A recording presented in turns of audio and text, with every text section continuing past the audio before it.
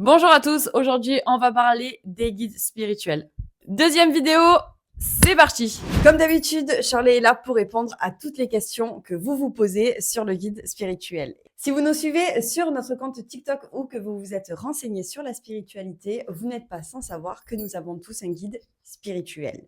On va justement, au travers de cette vidéo, vous expliquer comment ils nous accompagnent, quel est leur rôle à nos côtés et comment ils peuvent intervenir.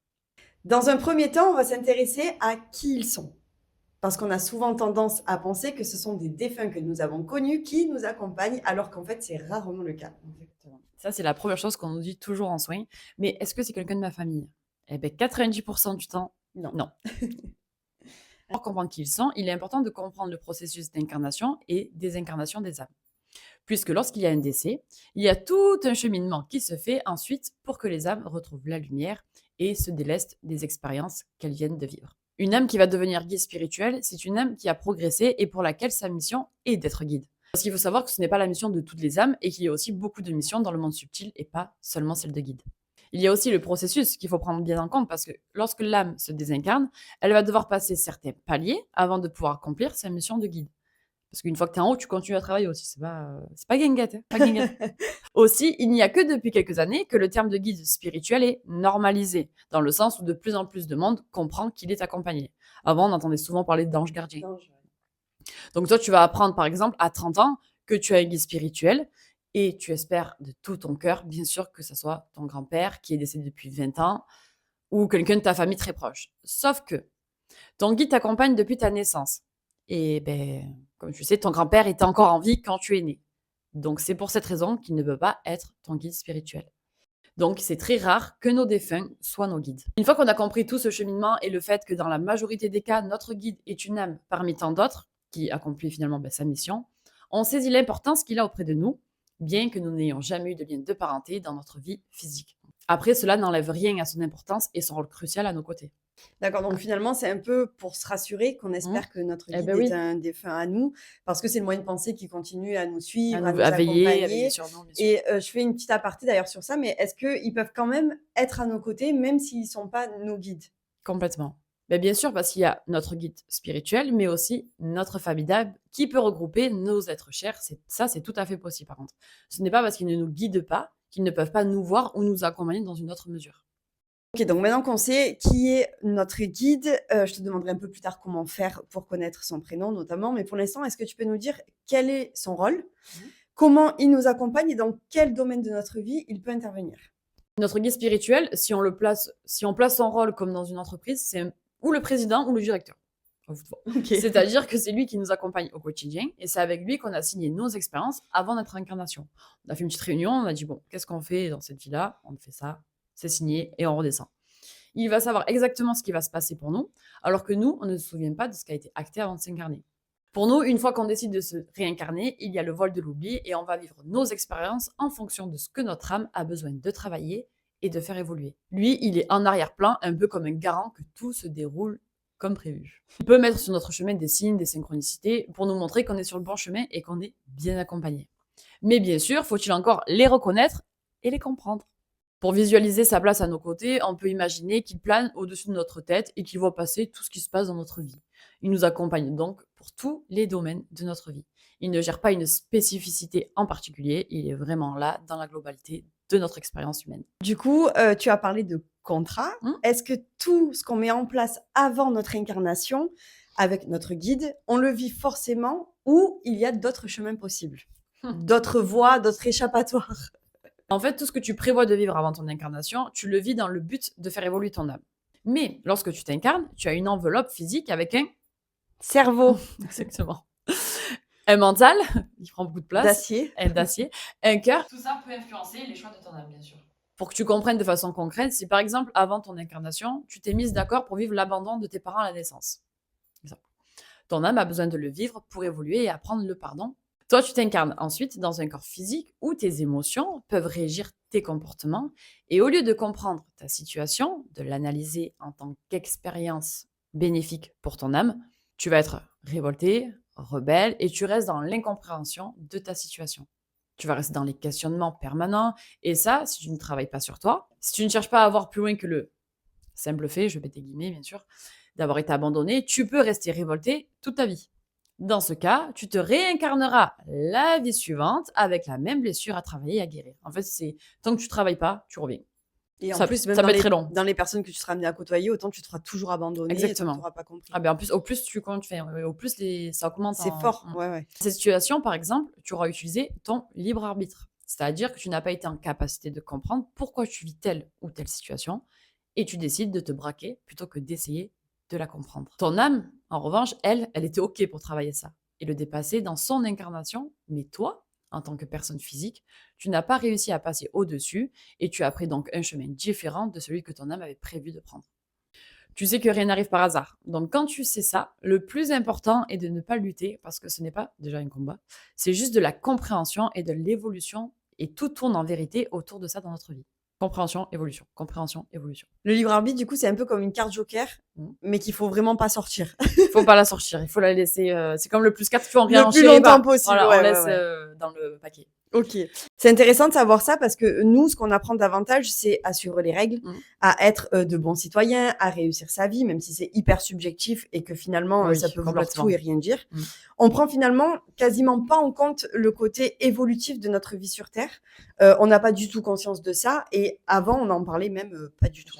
Donc si, comme dans ton exemple, on utilise notre libre arbitre, est-ce que notre guide a un pouvoir d'action sur ça? Est-ce que lui, de là où il nous regarde, il se dit « Allez, qu'est-ce qu'elle fait encore? C'était pas comme ça que c'était prévu. » Alors, dans ce cas, ton guide, il va être dépité, tout simplement.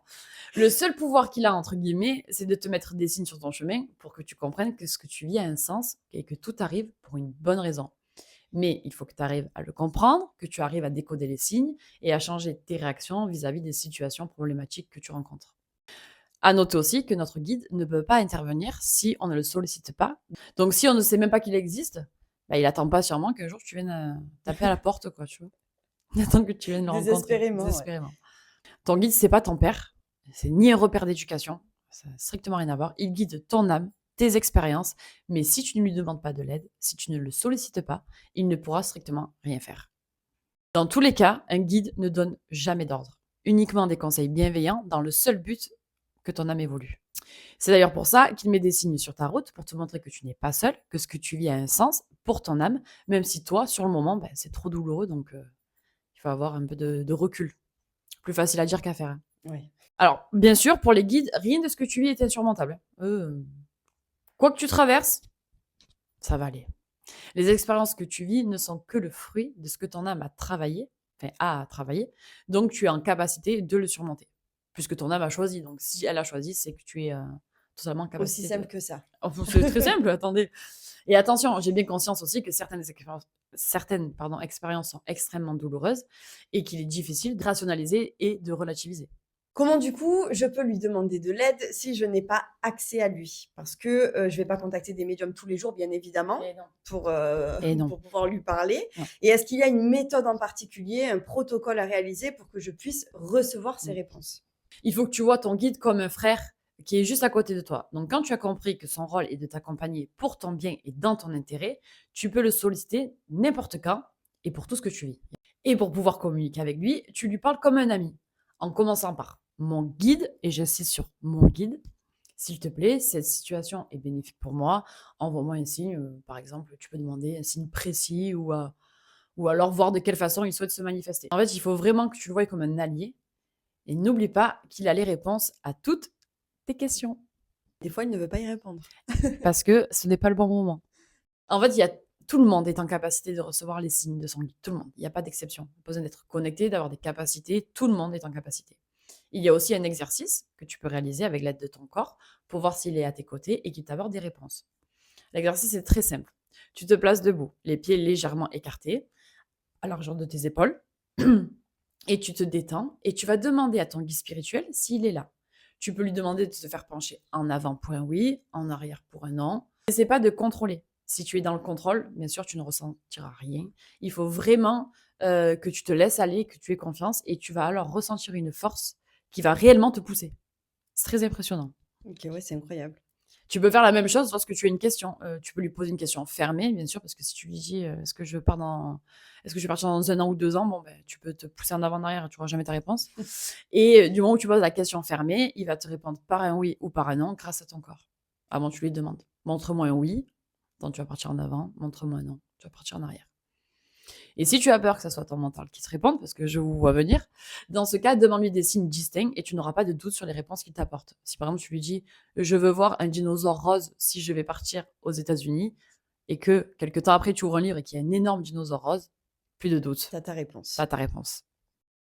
Justement, est-ce que tu peux nous donner d'autres exemples de signes qu'il peut envoyer? En fait, il faut savoir que les signes sont partout et tout le temps.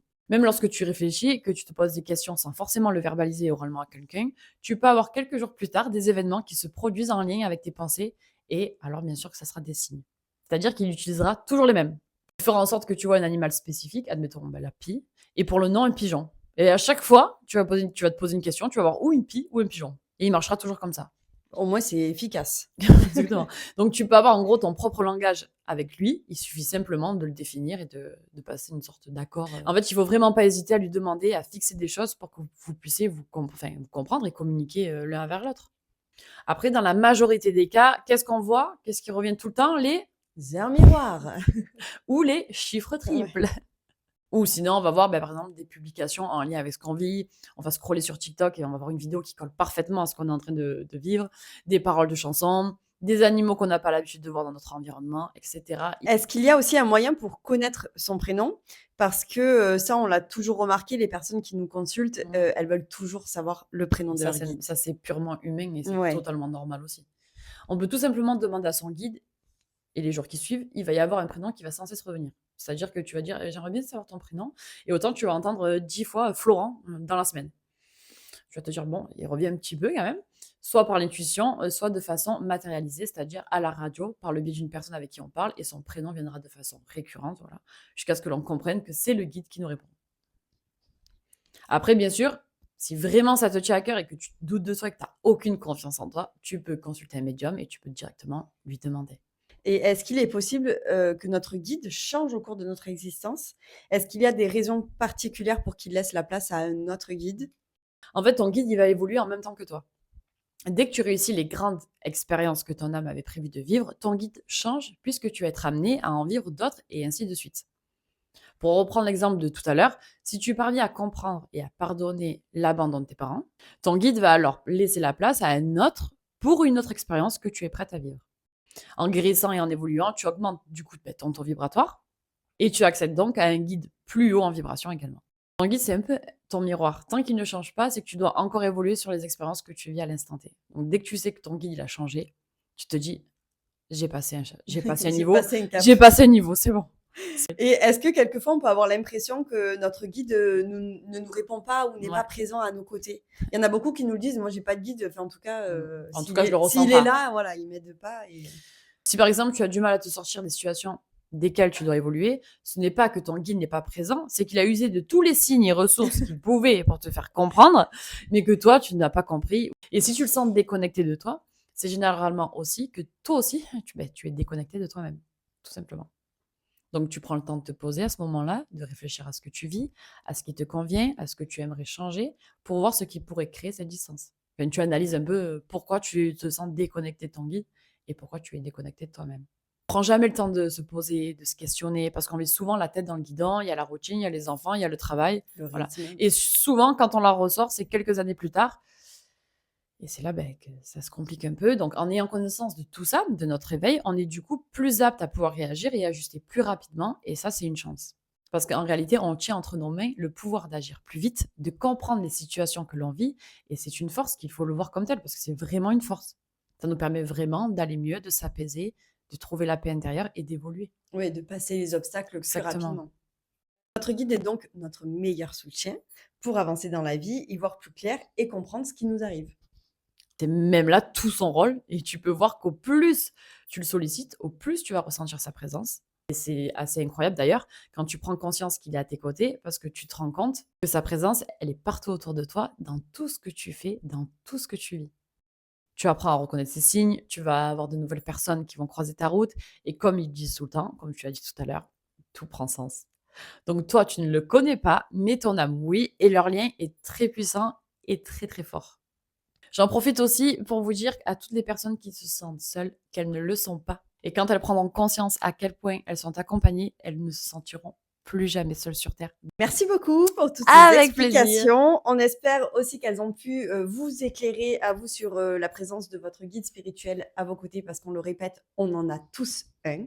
Sans exception. Si vous souhaitez rencontrer le vôtre, n'hésitez pas à faire appel à nous pour un soin de connexion au guide, un moment hors du temps pendant lequel vous pourrez communiquer avec votre guide et aussi mieux comprendre ses signes et les Exactement. expériences que vous vivez. Et vous pourrez lui poser toutes vos questions.